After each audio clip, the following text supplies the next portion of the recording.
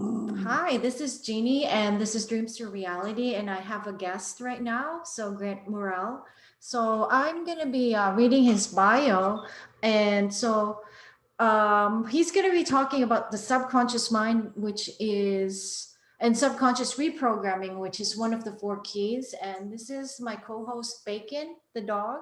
So Grant Murrell is fast becoming one of the most sought after names in the world of human communication. He is an international speaker, transformation expert, certified trainer in NLP and hypnotherapy, author, radio show presenter, and entrepreneur. Over the past 19 years, Grant Murrell and his international team have helped thousands of entrepreneurs, businesses, and organizations across 15 countries to increase their profits by up to 200%, often in just a matter of a few short months, by working on their team, their systems, their mindset, and their strategy to essentially help them generate more money in less time, have less stress, and more fun and fulfillment in their lives and their businesses.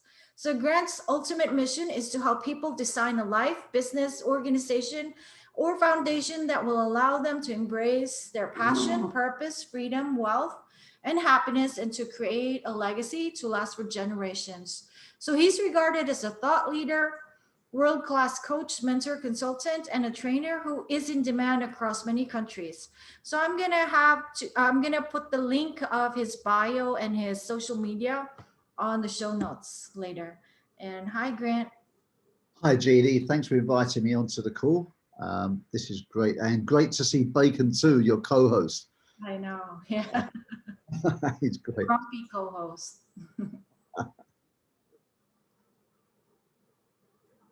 And So, yeah, so we're going to be discussing subconscious reprogramming right now and the subconscious mind.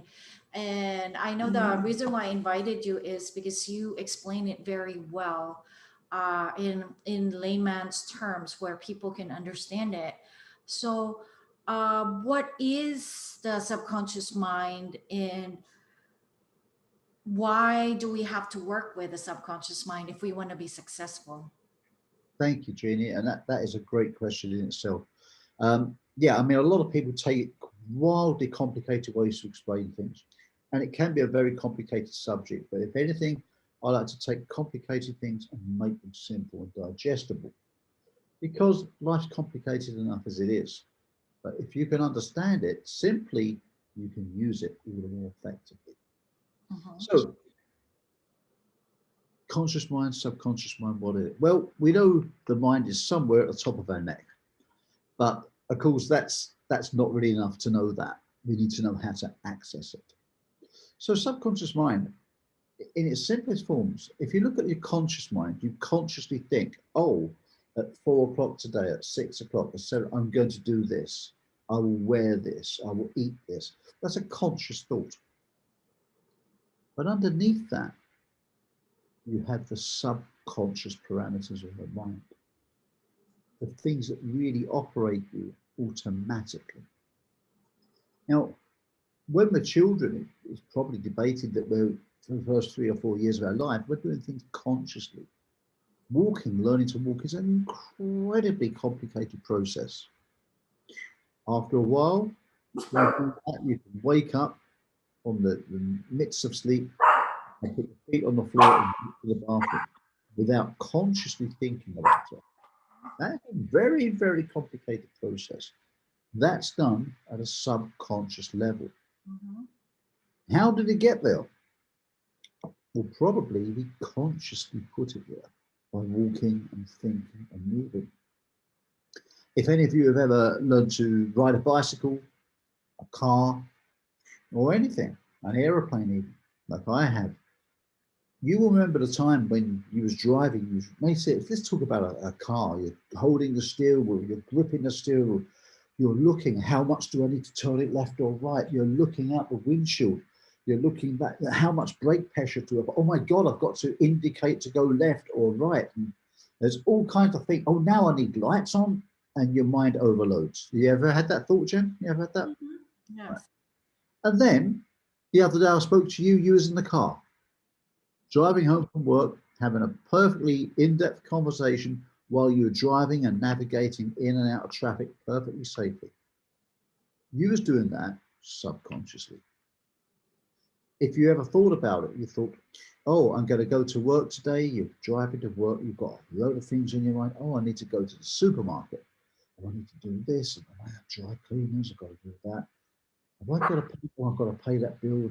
Next thing you know, someone calls out your name and you're in work. And you think, how did I get here? Oh my God, I've gone through so many stoplights, so many sets of traffic lights, through junctions. I've got, oh my God, have I caused an accident? Because I don't remember driving here. You ever had that experience? Yeah, that even at work and stuff, like how did I get to work? Right, exactly, right? How did you do it? Well, you did it subconsciously because all those hours of conscious movement of doing something eventually worked. Go back to, I remember a time when I was learning to drive, and in Europe, we have automatic cars, but we also have manual, right? Mhm. Where you move the stick from gear to gear itself, and you have to put the clutch pedal down to put it into gear at the right time and bring it up just the right amount with the right amount of gas or accelerators with it to combine it so that the car doesn't jerk. And to do that and slow down and touch the brake while indicating and looking. And it seemed almost impossible at first. And after a while, one day I was driving and you kind of look down at your feet and your instructor says, don't look at your feet, look out the windshield, that kind of thing. But one day I did sneak down and I saw my feet, or I saw feet going like this, the gear stick moving, and then there's something else. And I thought, who's doing that? Who is it? It was me. So from consciously doing it, it somehow shifted into my subconscious, or in other words, automatic pilot. That's really what it is. So when we think about it, a lot of our life, and success is a big word for me. When we look at the word success, success comes in so many forms.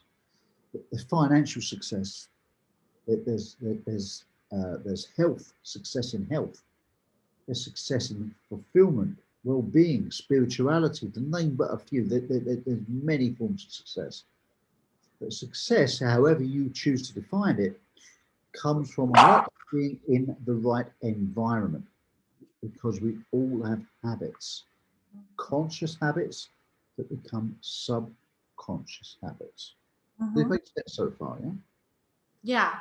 So Good. it starts first that you're conscious and aware of something, until like it's just how the mind works so that you're more efficient, I guess. Exactly. It's about being consciously aware of what you're subconsciously doing. Mm-hmm. In some part, you programmed it, just like your computer. Someone consciously programmed that computer so that it has those automatic operating systems that are working in our computer right now without telling us. That automatically operate, but someone consciously put them in. We, or our environment, our parents, our education, our children, our culture, our religion, our friends, have consciously put in those operating systems in our mind, which have now become our subconscious or automatic operating systems. Okay, to put it into its simplest terms.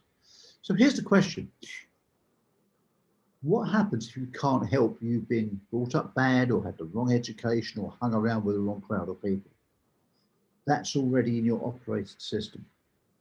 It may help you to know that by the time we get to our late 30s, 40s, or 50s, a lot of the people that we modeled, idolized, looked up to, we are now at the same age as them, which means at about that point in your life, you start to question things. You start to question your model of the world. Well, that's great, but what happens if you're 20, 22, and you've not reached that age yet? Well, the clue is that I've just told you that by the time you get to your late 30s, 40s, and 50s, you're going to be doing that. So why wait that long? Just do it now. Just start questioning those things. That's not to say that what you've learned is wrong. It's just to ask yourself, just to do a health check. Have I been learning the right things? Have I been hanging around with the right people? Have I been consciously practicing the right habits that have now become my subconscious habits? If not, take responsibility. responsibility to do something about it. Forget the government, they're not going to do it for you.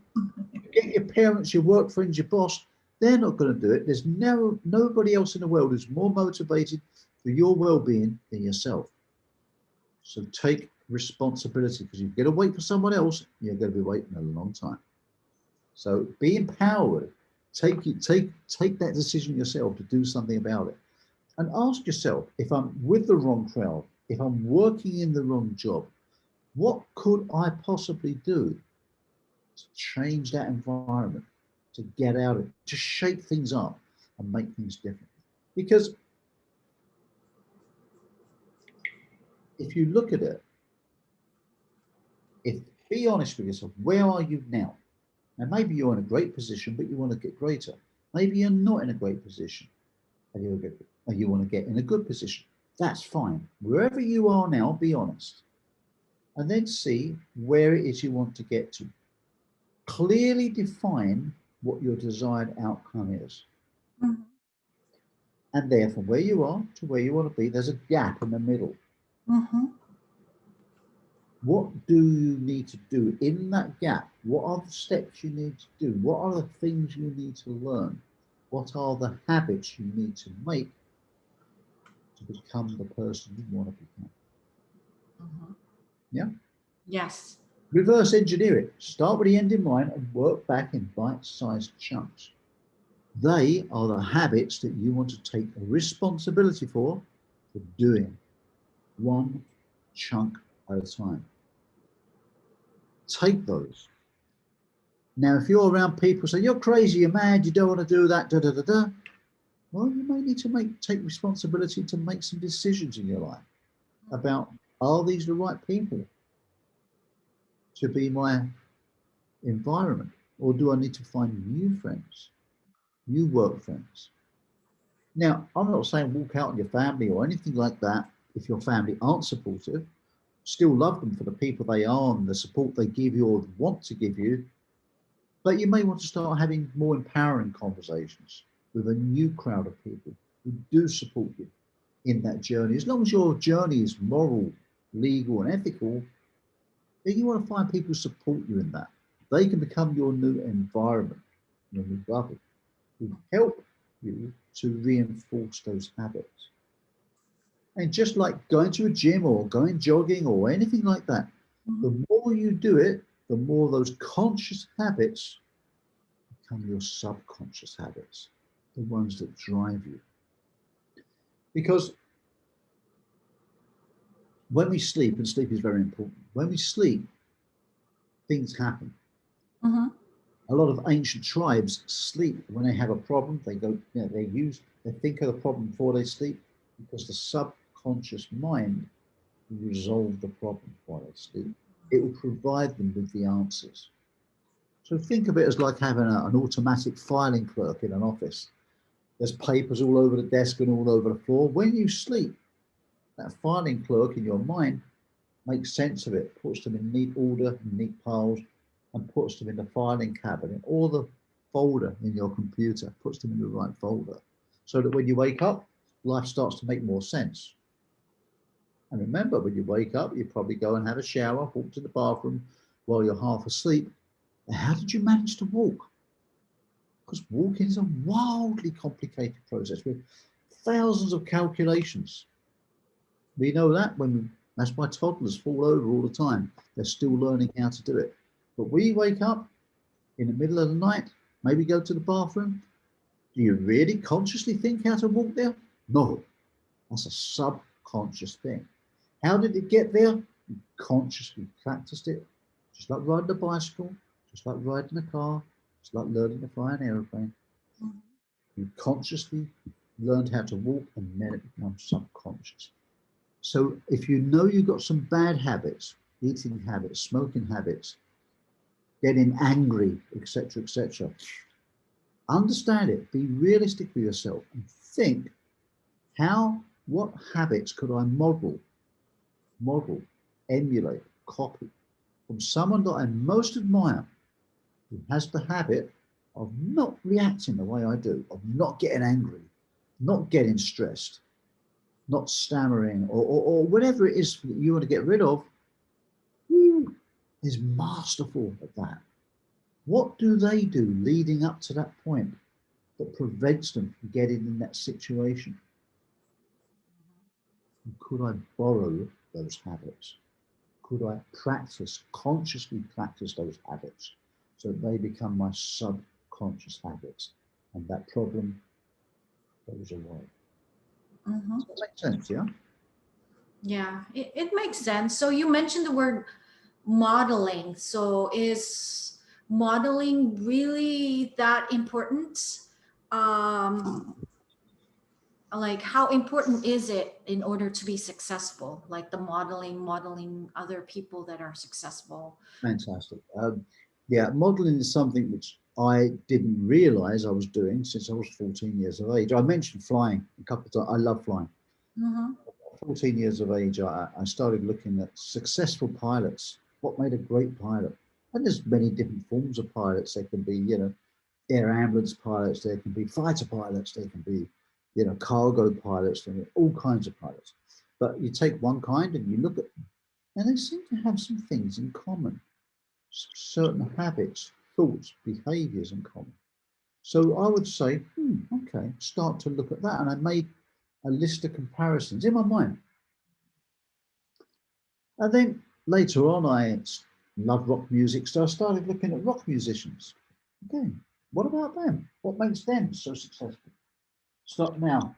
They all come in different shapes and forms, but the point is, when you look at this, there are some common threads. A little bit later in life, I started looking at business.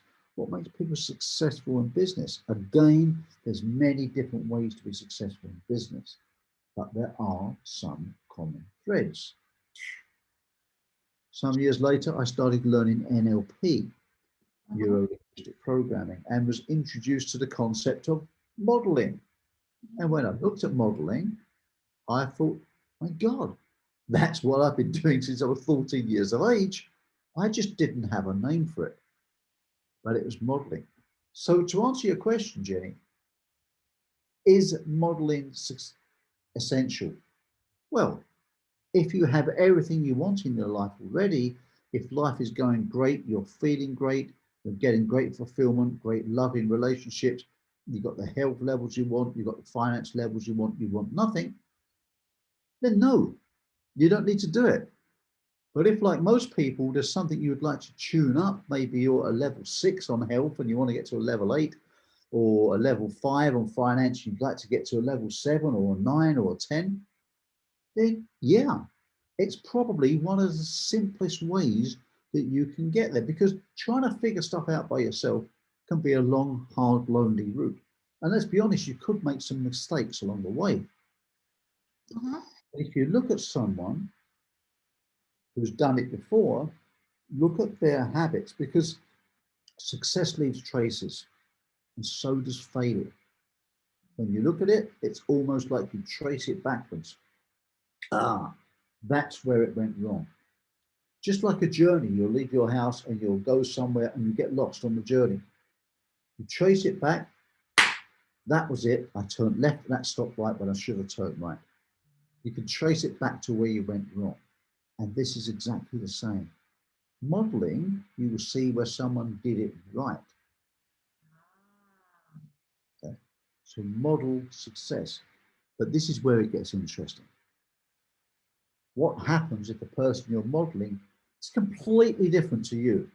Their whole operating system is different. Mm-hmm. Is that going to work? This is one of my key things in coaching. I have a concept which I call designer coaching.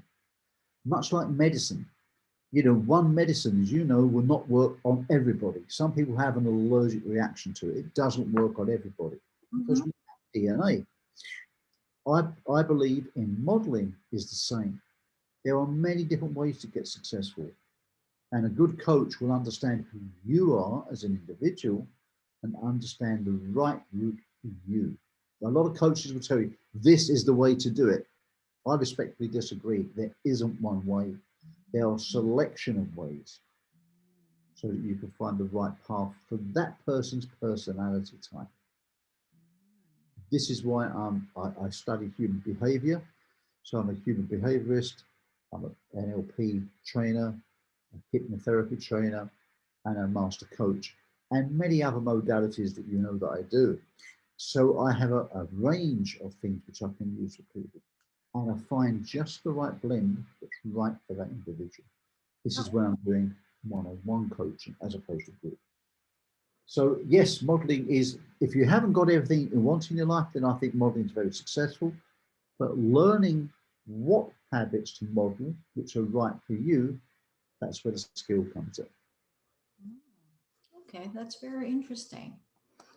So going back to subconscious reprogramming and hypnosis. So I have friends that they're like, they don't really understand the concept, and they're like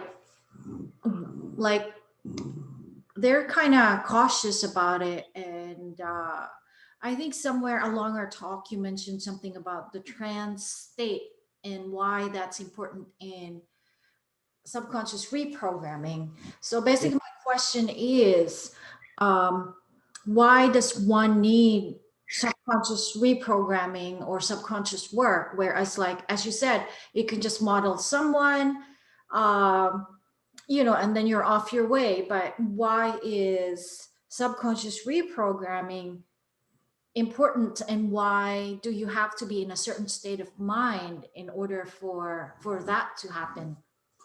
Good question. Thanks, Jean.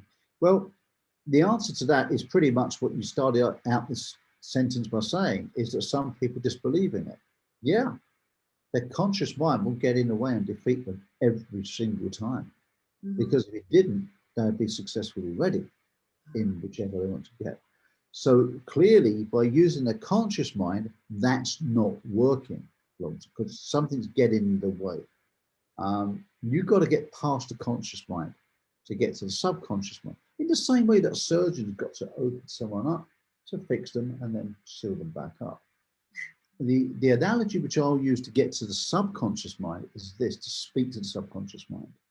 If you want to fix something with that, there's the habits, you can change the habits, but you've got to want to change the habits. So maybe you don't consciously want to change the habits, so subconsciously you've got to change the driver to change it. So this is the way I would approach it or explain it. If you think you wanted to get into a restaurant, a club, a bar, or a cinema, and you didn't have a ticket to get in, Mhm. and there was security on the door, how could the security, think of the security like the conscious mind? It's there with the best intention to protect you from being hurt or invaded, right? Mhm. It's got the right intention, but sometimes overprotective, right? We've all been overprotective at some point. This is sort of consciously thinking. So you've got the security at the door of the cinema, for example, and naughty children will want to get into the cinema and they haven't got a ticket. And they say, have you got a ticket? You can't come in. So what they might do is create a fire over there or a distraction and say, hey, look over there. Look. The security will look over there, see the fire, see the distraction, go and run over there and leave the door to the cinema open. And the children run in past the conscious security guard and run into the subconscious mind, the cinema. Does that analogy help you to understand in very clear, simple terms what the conscious mind is and what the subconscious is? Now, think of it this way with your mind.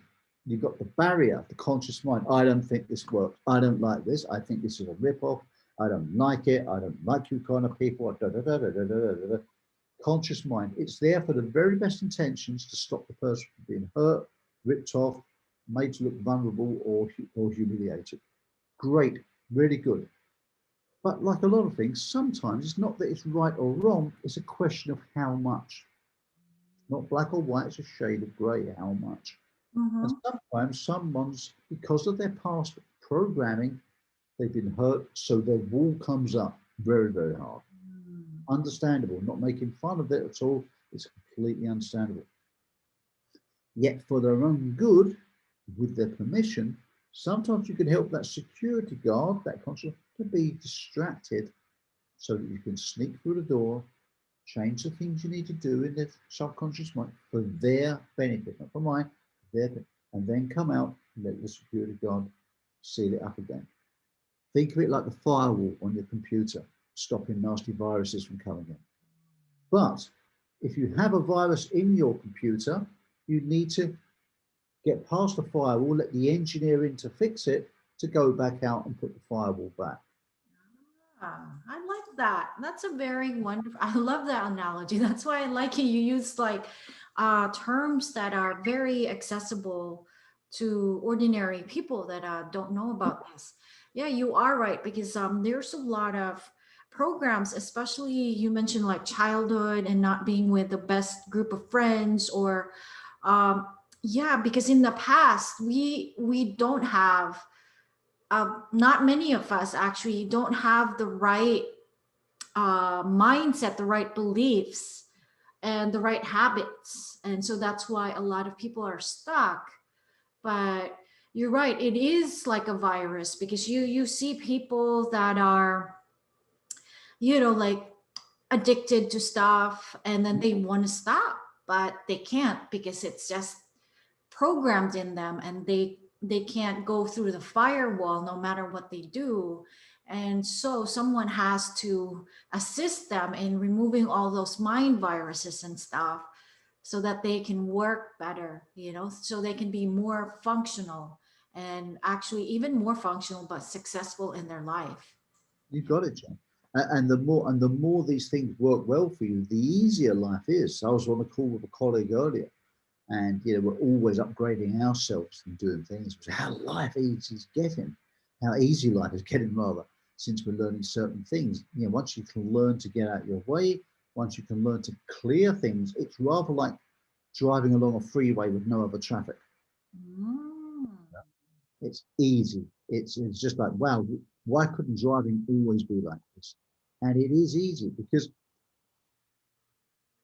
you have habits, good habits or bad habits. So if you get rid of the bad habit, there's a void, a vacuum. Something else will go in that place. So you've got to fill it quickly with a good habit.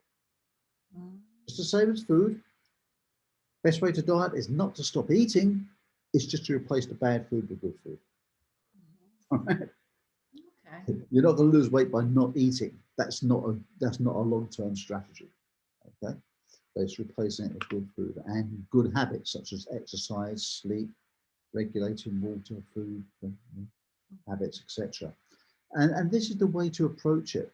Now, when it comes to hypnosis, I do remember years ago, some lady asked me, "What do you do?"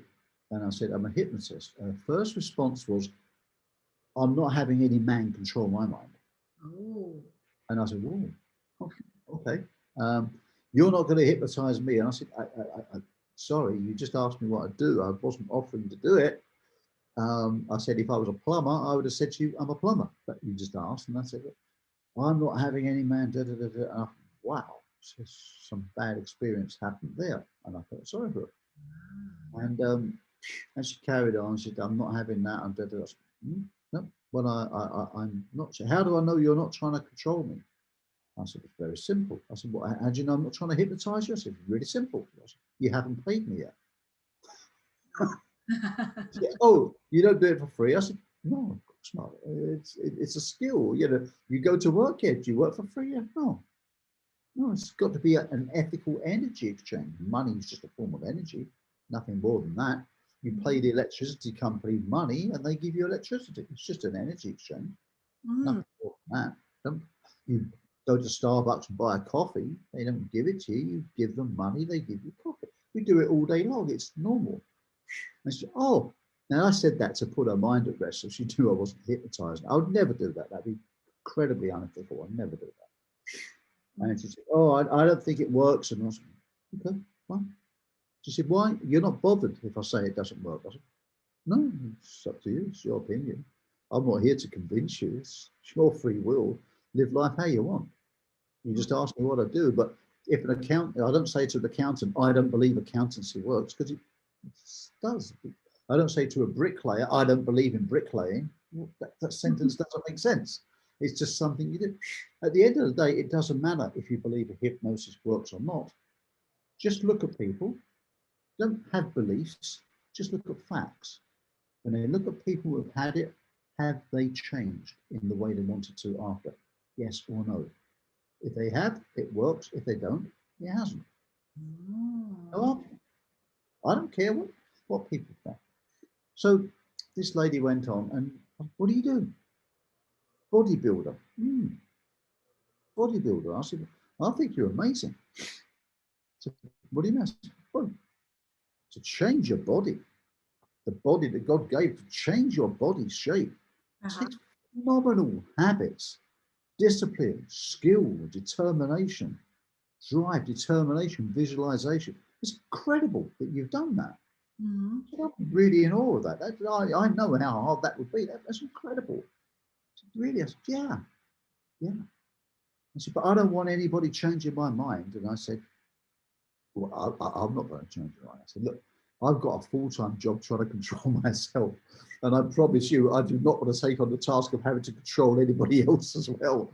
You know, I said, as a hypnotist, I just give people permission to control themselves. Nothing to do with me. And she got quiet. And I said, but you're fantastic. You've changed your body, your focus, determination, drive. You've changed the shape of your body. That's incredible. I said, but I just wonder how great it could be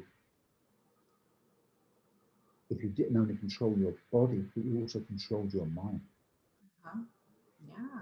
Be like a super being, a 360-degree process of change, living life the way you want it.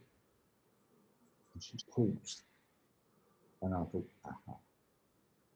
And she said, why the F did none of the others explain it to me like that? Yeah. I said, none of the other what? She said, the other 4 hypnotists that I hired that didn't work. I didn't know you'd been hypnotized. She said, yeah, that was useless. Why didn't they explain it the way you did? I said, well, perhaps because they're stuck in their own mind rather than you. My job is not to hypnotize. I said, no, I'm not hypnotizing you. And she said, okay, you can hypnotize me. I said, I haven't agreed to hypnotize you yet. I said, there's certain criteria you have to fulfill before I hypnotize you, such as, have you been hypnotized before? Would you like to be hypnotized? Because if you don't want to be, I ain't going to do it. I'm not going to try and push sand uphill. I don't want an arm wrestling match with somebody. That would Mhm. be like going to the doctors saying, I need tablets. They give you tablets, you throw them over your shoulder and expect to get better. That would be stupid, I know. Yeah. right? So would be going to a hypnosis session and trying to resist hypnosis. What would you pay and go there for in the first place? That would be ridiculous. Go if you want to and embrace it, or don't do it. I don't mind. It's your life. So it's not for me to convince anybody, but I will just explain to people the way I see hypnosis and Mhm. the ethical use of it. So if anybody is considering hypnosis and you're a bit nervous, I don't blame you. That's fine. Make sure you feel confident and comfortable with the hypnotist. Really. That's important. You've got to feel rapport with them. If you feel comfortable with them and safe, that's fine. But let's explore a few misbeliefs about hypnosis. I will be asleep.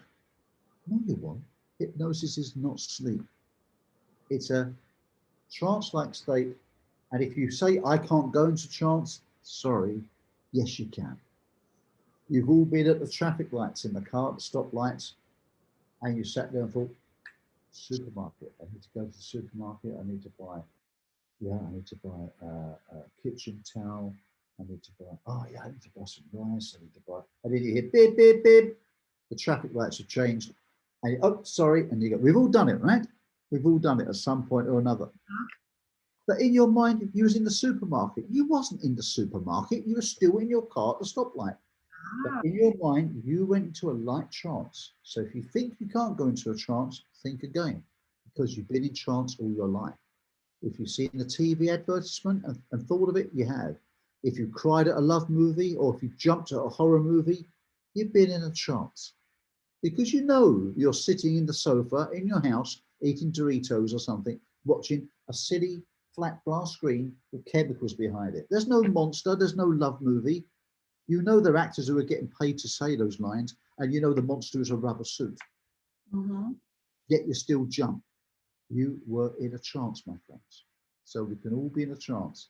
In fact, there's nothing, well, it doesn't mean you're stupid, it means you're a normal human being, just like you, me, or anyone. So we all go into trance, so let's get over that. So really allowing yourself to go into a trance doesn't mean to say you can't get out of it, because if you was watching a horror movie and your best friend phoned, you would hear the phone and say, oh, hi, sorry, I was just watching a horror movie. Right? You can come out of it anytime you want. I've never had anybody want to come out of a hypnosis session with me because they've always enjoyed it so much. Oh. People say, I don't want to forget everything. I don't know. I may not remember. You will remember everything. Mm-hmm. Also, people say, I don't want to be controlled. You will not be controlled. You can get up and stand up and walk out, but then again, you'll probably not want to because you'll love it. In fact, anyone will say, I didn't want to come out. I wanted to stay there. Okay. So don't worry. You're not going to be entombed trying to speak and not able to say anything. It's not like that. I think most hypnotists wish it was more like that, but it is. It's just like an altered state. It allows you to get past the security guard and speak to the subconscious mind and to make any changes. Mm-hmm. I take people through a visualization where I may get them to see themselves subconsciously remember a time when they had the attributes that they wanted to have now, Mm-hmm. or to visualize it Okay. and to install those at a subconscious level. And I have a client who I think is going to be very, very famous soon. She is doing something magnificent for the world, magnificent. And she has some very big meetings coming up. And there's some very powerful people. And she's not used to meeting people like that. And she was nervous. And I did a process. And when she came out, she was like, oh my God, I am really looking forward to this tomorrow. I can't wait to see these people. And the next day she woke up and she said, I feel different, just so different. Six nurses. Six nurses. Everybody is brilliant. Everybody has brilliance inside of them. They just don't know where they've hid it. Job of a hypnotist is to allow them to go inside themselves, to find it, bring it out, polish it up, and shine it with the world to give the best version of yourself so that you can make more money in less time, have less stress and more fun and fulfillment. Mm-hmm. So you can live your life for your highest purpose and have more fun along the way. And hypnosis is a great, great way to do that. Mm-hmm. So if anyone's not sure about hypnosis, if anyone's nervous about hypnosis, here's a little bit of advice. Remember, you're not going to be entombed. You're not going to not be able to speak. You're not going to be able to not stand up and walk out. You will remember everything. But if you're super nervous, if you find a hypnotist that you kind of resonate with, there's no point in resisting them. If you want to do it, embrace it, just like anything in life. If you do it with good intention, or don't do it. Mm-hmm. If you are nervous about it, tell the hypnotherapist that you're nervous and ask them if they can just put you into a light trance, just to test that, just to see how you get on with that. Mm-hmm. Quite often you'll find after you then try that, you get to know the hypnotist a little bit, you get to like them a little bit and trust them a little bit. And from there, you can decide if you want to take it further. And if you do, great. And if you don't, don't.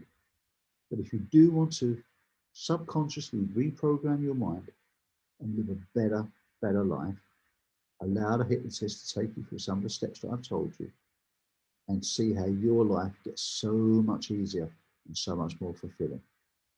And that's my honest opinion, because I want everybody to live a wonderful life.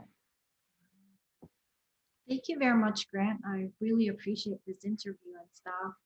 And I think Bacon is too. He's going into a light trance state. So, yeah. So before we go, I think I need to mention that you're going to be in the book, the brand of attraction too. It's the law of ground attraction too. Law of ground attraction too. Yes. Of brand attraction too. So yeah, and when are we expected to?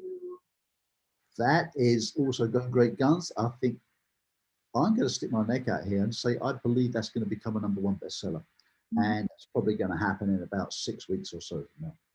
Oh wow. Pretty quick, I think. Yeah. Yeah, maybe. Pretty excited about it. It's been a lot of hard work with myself and a few colleagues putting that together. But I think it's going to be a pretty special book, and I hope it helps a lot of people.